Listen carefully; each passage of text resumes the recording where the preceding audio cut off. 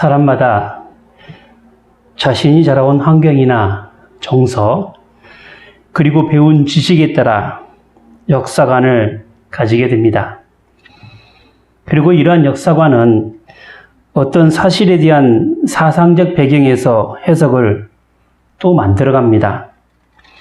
그래서 똑같은 사실을 가지고도 각기 해석을 달리하는 것입니다. 여기에는 정치적 신념에 따라 진보나 보수가 있으며 종교적 믿음에 따라 신적 개념이 다르게 나타나게 되는 것입니다. 물론 어떤 사람은 정치적 신념이나 종교적 믿음에 관계없이 살아가는 사람도 있습니다. 그래서 그런 사람들은 어떤 특정 정파에 속하지 않았다라고 하거나 종교를 신봉하지 않는다라고 이야기를 합니다. 하지만 전혀 생각이 없는 사람을 제외하고는 누가 되었든지 간에 자신만의 신념이 있습니다. 그리고 그러한 신념은 굳이 종교의 옷을 입지 않았어도 믿고 의지해야 될 대상이나 그 목표가 있는 것이고, 그것 때문에 삶의 다른 모습이 나타나기도 합니다. 오늘의 이야기는 바울이 로마에 압송되면서 일어난 일입니다.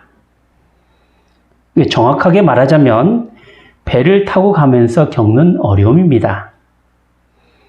그리고 그 일어난 어려움에 대한 바울과 세상 사람들이 대처하고 있는 방식의 차이점을 이야기하고 있습니다. 우리는 오늘 본문을 통하여 어려움을 당하고 있을 때 많은 사람의 생각과 바울이 가지고 있는 신념의 차이점이 어디서부터 오는 것인가를 알아볼 수 있을 것입니다.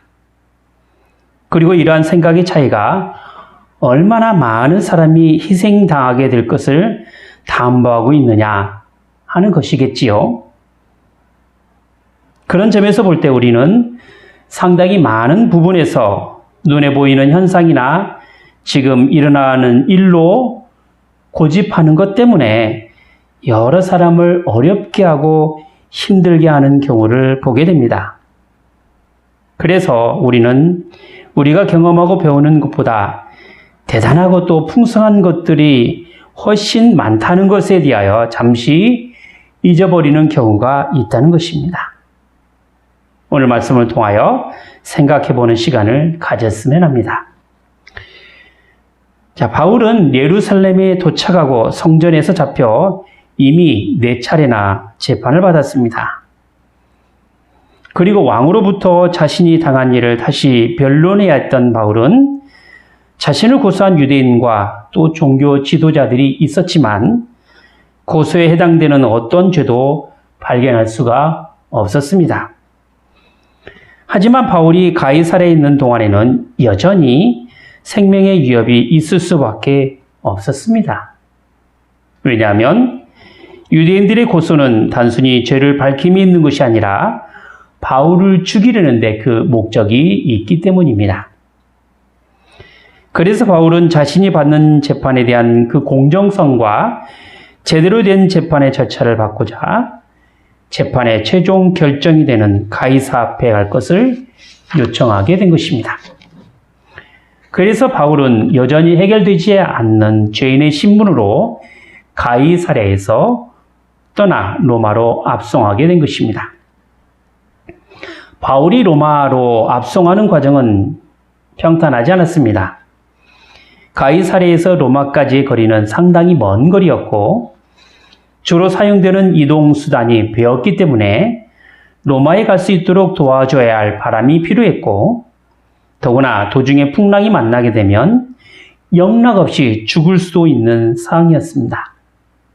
실제로 도중에 바울은 로마에 압송되면서 로마로 가는 배가 더디 갈 정도로 바람이 불지 않게 되었고, 오히려 역풍이 불어서 바람을 맞으면서 갈 수밖에 없는 상황이 되었습니다. 설상가상으로 가는 도중에 유라굴라라는 풍랑을 만나게 됩니다. 원래 바울이 타고 가는 배는 지중해를 가로질러 로마로 향하여 바로 가야만 했는데 남풍이 불어줘야 제대로 배가 로마까지 갈 수 있습니다. 그런데 북서풍이 부니 배는 맞바람을 피하기 위하여 지중해 가운데 위치한 그레데 섬에 도착이 되었고 그곳에서 순풍이 불어주기를 기다리게 됩니다. 물론 죄인을 앞서가는 배가 항구에서 정박해서 마냥 기다릴 수는 없는 노릇이었습니다. 역풍 때문에 시간은 이미 지연이 된 상태였고 바람이 바꾸어지기만을 기다리고 있었는데 마침 항해할 수 있도록 남풍이 불게 된 것입니다. 드디어 배가 로마를 향하여 갈 수 있게 된 것이지요. 그런데 순적하게 갈 줄 알았던 배가 태풍을 만난 것입니다.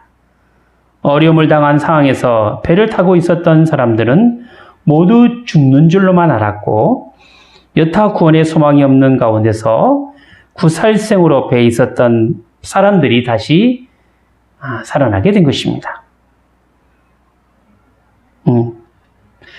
비록 배는 태풍으로 인하여 부서지게 되었지만 배에 탔던 사람들은 무사히 로마에 갈 수 있는 남쪽 섬인 멜리데에 상륙하게 된 것이죠. 이런 상황 가운데서 우리가 봐야 할 사실이 무엇이냐면 바울의 입장과 배의 선장과 선주 그리고 백부장의 판단에 관련된 것입니다. 오늘 본문의 전체 내용을 살펴보면서 우선 바울의 입장을 보도록 하겠습니다. 9절과 10절 말씀을 읽겠지요. 여러 날이 걸려 금식하는 절기가 이미 지났으므로 행선하기가 위태한지라 바울이 저희를 권하여 말하되 여러분이여 내가 보니 이번 행선이 하물과 배만 아니라 우리 생명에도 타격과 많은 손해가 있으리라. 여기에 등장하는 금식하는 절기란 대속죄일인 장막절을 말하는 것으로서 대체로 10월 초에 해당되는 날짜이기도 합니다. 그런데 금식하는 절기가 이미 지났다라고 말하는 것은 적어도 10월 중순 이후가 된다라는 계산이 나오죠. 그리고 배에 그레데에 있는 항구를 떠나 태풍을 만나고 겨우 목숨을 건져 도착한 곳이 멜리데라는 섬인데 그 섬에서 약 3개월을 머문 다음에 로마에 가게 되었단 말이죠. 태풍을 만나고 섬에 도착한 것이 약 한 15일가량 지체된 것으로 볼 때 겨울에 배를 띄워 항해를 할 수 없는 상태, 그리고 적어도 겨울이 지나고 2월 이후에나 배가 운행할 수 있다라고 한다면 섬에서 머문 3개월을 뺀 나머지 기간, 그리고 태풍을 만나 한 보름 기간을 계산한다면 10월 중순 이후에나 배가 출발했다라고 말하는 것이 타당하다라고 할 수 있을 것입니다. 문제는요, 이렇게 배가 늦게 출발한 것에 대한 바울의 권면이 있었다는 것이죠. 곧 닥칠 주의에 따른 생명의 타격과 물건의 손해입니다. 어쩌면 그동안 바울이 여러 차례 전도 여행에 따른 경험으로 인한 문제제기라고 말할 수 있을 것입니다. 그리고 항해 경험이나 기술에 있어서 선장이나 선주보다 바울이 더 나을 수도 있을 것입니다. 추운 겨울을 당하여 고생하느니 차라리 좀 쉬었다가 날이 풀어지면 그때 떠나는 것이 더 좋다라고 권면한 것이죠. 바울이 이와 같은 권면은 태풍을 만날 것이라는 예상을 하고서 한 말은 분명히 아닙니다. 그러나 굳이 어려움 가운데 배를 항해한다는 점에 대해서는 배를 타고 있는 사람에게나 또 배에 선적된 물건으로나 도움이 되지 못하는 것으로 판단했던 것입니다. 하지만 선장과 선주는 좀 생각이 달랐습니다. 항해를 지금 해야겠다라는 것이죠. 그 이유가 무엇이냐면 12절 말씀 볼게요. 그 항구가 과동하기에 불편하므로 거기서 떠나 아무르쪼록 베닉스에 가서 과동하자 하는 자가 더 많으니 베닉스는 그레데 항구라. 한편은 동북을 한편은 동남을 향하였더라.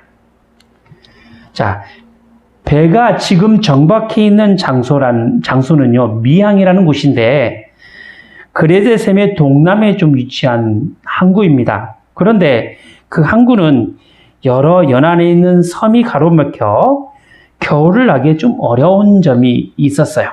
그래서 조금 더 가다 보면 동북에 위치한 베닉스라는 항구에 가게 되고 거기 가서 겨울을 나자라는 이야기입니다. 그러니까 선장이나 선주나 겨울에 먼 거리를 항해하는 것은 무리라는 것을 서로 알았기 때문에 겨울을 편하게 지낼 수 있는 항구로 떠나자라는 것이죠. 그게 어디냐? 베니스였습니다. 그들도 역시 태풍이 일어나게 될 것을 상상조차 하지 않았습니다. 오히려 13절에 보면 남풍이 순하게 불었다라고 했어요. 예, 그저 지금 있는 이 자리가 불편해서 좀 더 좋은 자리로 이동하고자 했던 것 뿐입니다.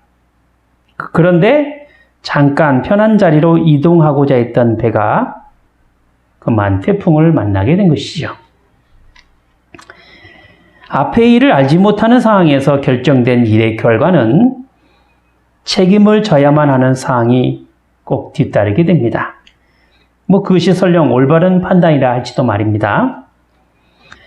바울의 떠나지 말라는 겉면, 또 선장과 선주, 그리고 그들의 말을 더 신뢰한 백부장의 판단에 따른 행동이나 무엇이 나쁘다, 또 좋다라고 말할 수는 사실 없습니다. 각자 자신의 판단에 옳은 대로 권면했고 또 실행에 옮겼기 때문에 그렇습니다. 중요한 것은 그런 실행에 옮긴 일로 인하여 풍랑을 만나게 됐고 그리고 그 만난 다음에 일이 더 중요하다는 것이죠. 20절부터 22절까지를 보겠습니다. 여러 날 동안 해와 별이 보이지 아니하고 큰 풍랑이 그대로 있음에 구원의 여망이 다 없어졌더라. 여러 사람이 오래 먹지 못하였음에 바울이 가운데 서서 말하되 여러분이여 내 말을 듣고 그레데에서 떠나지 아니하여 이 타격과 손상을 면하였다면 더 좋을 뻔하였느니라. 내가 너희를 권하노니 이제는 안심하라. 너희 중 생명에는 아무 손상이 없겠고 오직 배뿐이니라. 자, 잠깐 해안을 따라 편한 장소로 옮기고자 했던 배는 태풍을 만나게 되었고 결국 가야 할 항구를 가지 못하고 이리저리 태풍에 휩쓸려 죽을 이기가 된 것입니다. 겨우 만난 작은 섬 아래 기대어 태풍이 사라지기만을 기다릴 수밖에 없었던 그들의 처지였지요. 배를 타고 있는 사람의 수가 276명이었고 태풍을 만나서 결국 배가 부서지고 겨우 빠져나온 날의 횟수가 15일이 되었으니까 그동안 얼마나 고생이 많았겠습니까? 태풍을 만나고 15일 동안 살려고 별수를 다 썼을 것입니다. 16절과 17절을 보면 어떤 행동을 했느냐면 태풍의 배가 길어져 뒤집혀지지 않게 하기 위하여 작은 섬에 의지하여 배가 고정되기 위하여 줄로 감았다라고 했고요. 18절과 19절을 보면 배가 가라앉는 것을 방지하기 위하여 배에 있는 짐을 다 바다에 던져버렸다라고 했습니다. 정말로 바울의 권면대로 사람의 생명도 위협이 되었고 물건도 많은 손해가 나게 된 것입니다. 하지만 바울은 이와 같은 상황에서도 불평이나 불만보다는 오히려 태풍 가운데서도 안심할 것을 이야기합니다. 우왕좌왕하는 가운데서 유독 바울이 안심하기를 권했던 것은 비록 태풍으로 목숨이 뒤로온 상황에서도 지금 있는 이 자리로 자신의 인생이 끝나는 것이 아니라 자신이 하나님의 부르심을 받고 반드시 가야 할 곳이 로마였기 때문에 그렇습니다. 23절부터 25절까지죠. 나의 속한 법 곧 나의 섬기는 하나님의 사자가 어젯밤에 내 곁에 서서 말하되 바울아 두려워 말라. 내가 가이사 앞에 서야 하겠고 또 하나님께서 너와 함께 행선하는 자를 다 내게 주셨다 하였으니 그러므로 여러분이여 안심하라. 나는 내게 말씀하신 그대로 되리라고 하나님을 믿노라. 지금 바울의 입장과 또 배를 타고 있던 사람의 입장이 사뭇 다릅니다. 태풍을 만난 배에서는 어떻게 하든지 살겠다고 배를 고정하고 배 안전을 위하여 물건을 바다에 던지며 애를 쓰는 사람들이 있었는데 바울은 꿈이나 꾸고 또 안심하라고 했단 말이죠. 말하자면 태풍 가운데서 바울은 꿈을 꿀 정도로 편안한 잠을 자고 있었단 말입니다. 이런 모습은 요나서에서도 비슷한 장면이 나오죠. 요나서 1장에 보면 요나가 하나님의 낯을 피하여 배를 타고 도망하다가 태풍을 만나게 됩니다. 배에 있는 사람들은 배를 가볍게 하려고 물건도 바다에 던지고 각자 신을 부르고 난리가 났어요. 하지만 요나는 배에 누워 잠을 잤다라고 했습니다. 믿음으로 사는 사람들은 그런 어려운 가운데서 오히려 더 평안해지는 것이 그들의 특기가 아닌가 싶습니다. 아무튼 태풍 가운데서 바울이 가진 담대함과 그 확신은 하나님께서 바울에게 주신 약속이 있었으며 말씀하신 대로 이루어지라는 그의 믿음 때문이었던 것입니다. 바울은 지금 죄인의 신분으로 배를 탔고 로마로 압송당하는 처지에 놓여 있는 사람입니다. 결코 누구를 위로해주고 안심시켜줄 만한 위치에 있는 사람이 아니라는 말이지요. 그런데 선장이나 선주 그리고 백부장과 군인 그리고 선원 모두는 태풍으로 인하여 죽음을 두려워했습니다. 언제 배가 뒤집혀 죽을지 모르는 상황에서 압송당하는 죄인의 신분인 바울로부터 위로의 말을 듣고 있는 것입니다. 이것은 기독교만이 가지고 있는 역설적인 모습이죠.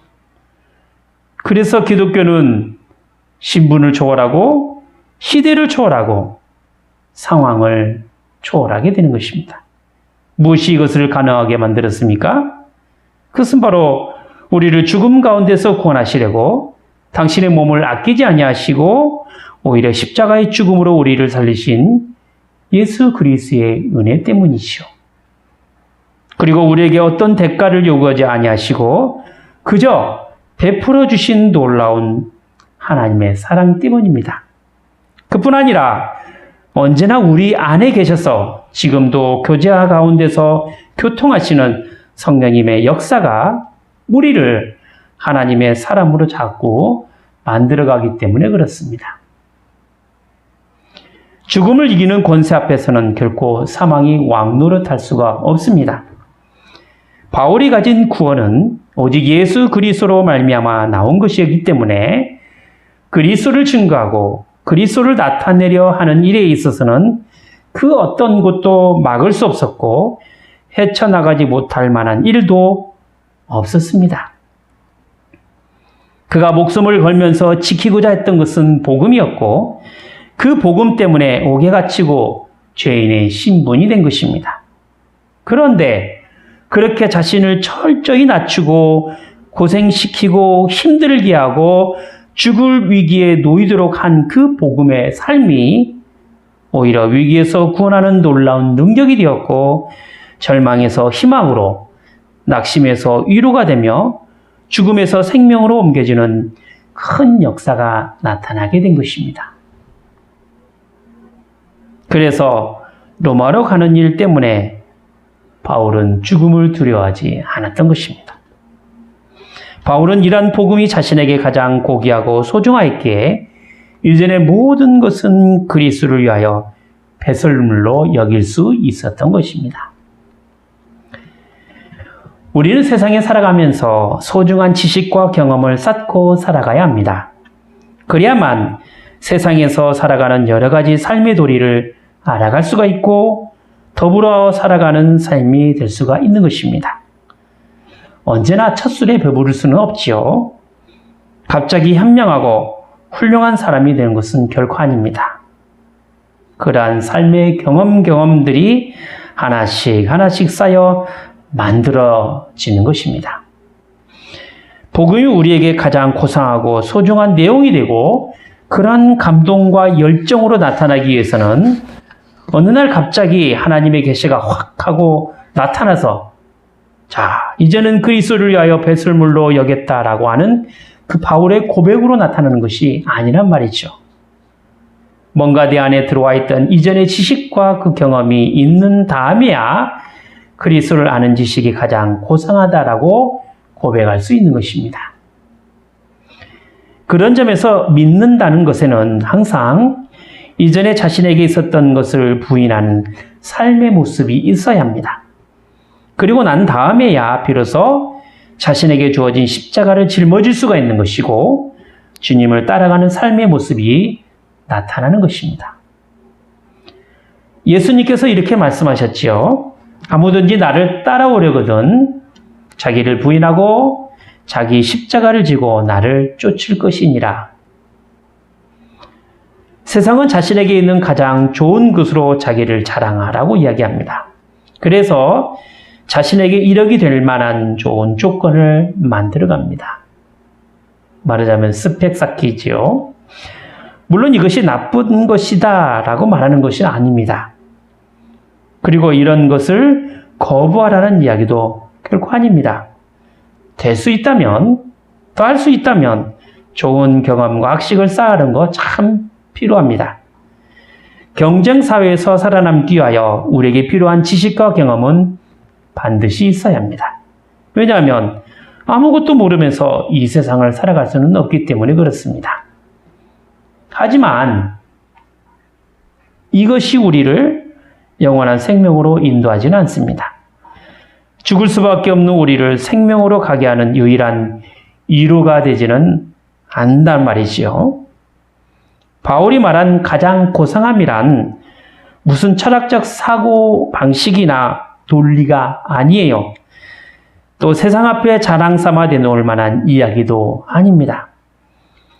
자신의 인생에서 평생을 바치고 헌신하고 또 수고할 만한 가장 가치 있는 생명에 관한 이야기고 자신이 누려야 될 구원의 삶이고 유일한 위로가 되기 때문에 그의 인생에서 우선순위를 두고 살아왔던 것입니다.